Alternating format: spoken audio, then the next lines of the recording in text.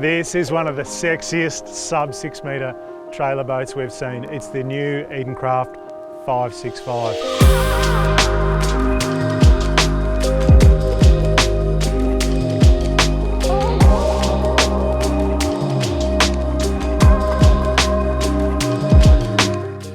This is the perfect boat if you don't have as much money as Grant Shawland or as many friends as Joel Ryan. My name's Joel Ryan. I currently fish out of an Edencraft 6 metre offshore, and I've been lucky enough to spend a couple of days here in the new Edencraft 565.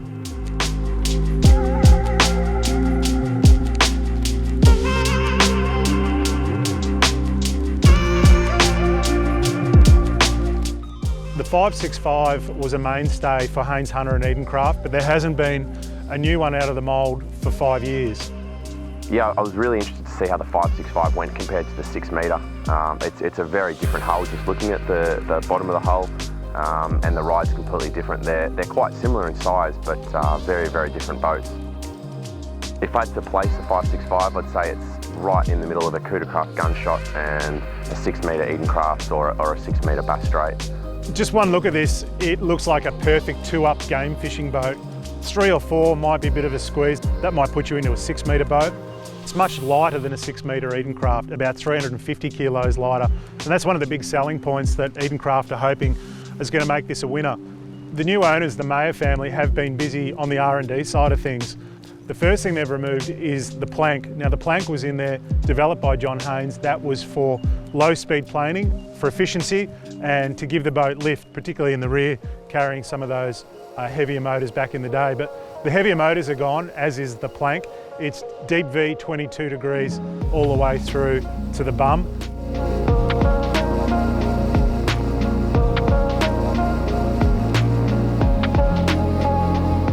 Now this boat might be called a 565, but it actually doesn't bear much resemblance to its predecessor.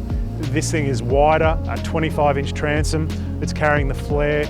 It's 6.1 metres long as compared to 565. The gunnels also have come to the 21st century. They are 170 wide as compared to the ball-cutting ones on the traditional Haines. There's a great driving position in the 565.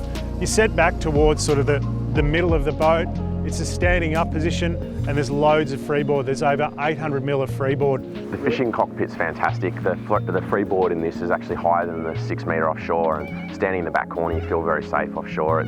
It's got a really nice fishing feel in the back corner. It's fantastic. The other feature which distinguishes the 565 from say V19 is the narrow entry. It doesn't have the big wide shoulders of a V19, so that's where it gets the softer ride from. Very popular boat with Spearos and go fast trailer boat owners. This thing could be really set up well for game fishing. There's a few things you'd need to change. The light bait tanks need a bit more depth in them to keep slimies going all day. Some slimy tubes on the back, but overall this would be a great platform to build an offshore game fishing boat out of. This would be a great bay boat. There's not many places you couldn't take this boat. Internally, the fit out and the storage is fantastic. There's some really nice side pockets with some cup holders, which I had in the 6. I wish I had in the 6 metre. The dive door has definitely caught our attention. And this dive door is unbelievable. This is a lot better than the 6 metre. This one swings open and is also removable. We can't see a pin to lock it open, which would be handy, and hopefully that'll come later. But it's not too deep. The Bass Straiters are incredibly deep, which is great when you're putting stuff in, but when you're at sea, side on, beam on to sea, fighting a bluefin tuna with water pissing in, it's not much fun.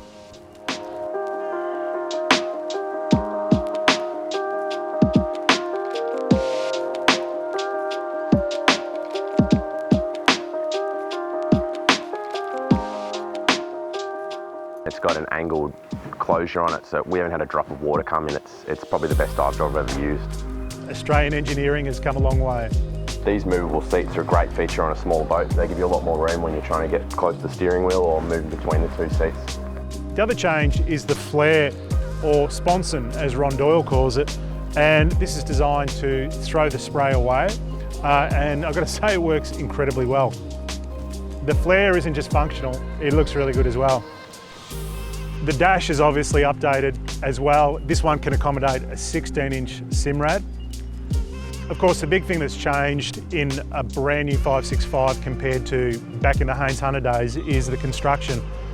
Fair enough, back then they probably didn't realise that'd be such a classic. In fact, these moulds were destined for the scrap heap until Edencraft picked them up. But back then they were built with timber that you wouldn't use on a dog kennel. They weren't expected to last 40 years. Now they're timber-free, modern resins and thermalite construction. This one has a glass floor.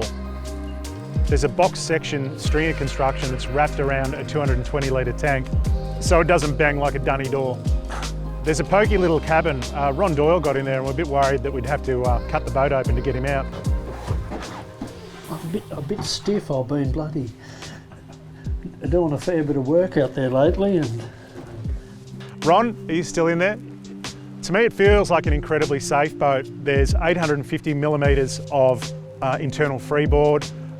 There's positive flotation, which I think is a waste of time. If you've ever seen a boat sink and be perfectly flat in the water, they tend to go arse down and the bow pointing up, but it has positive flotation. It's also foam filled under the floor as well.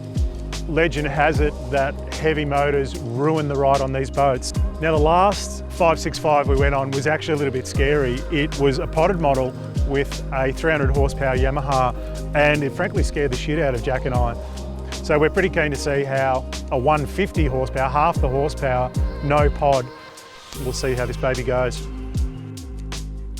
So it's got the 150 on the back, which I wasn't sure if it'd be enough power, but realistically it's perfect with a couple guys in there.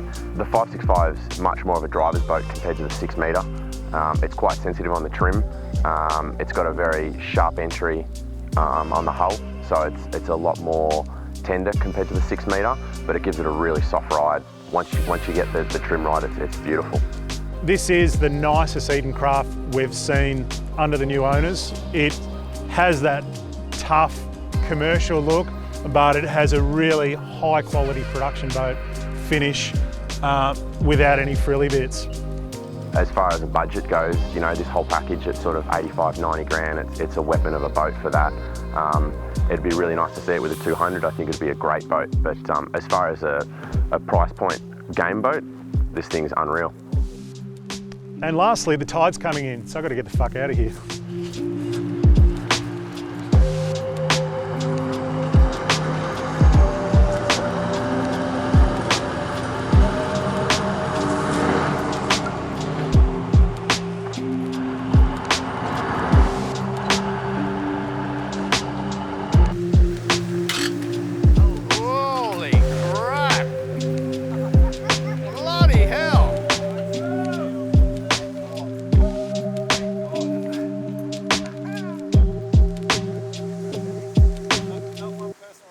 Damage done.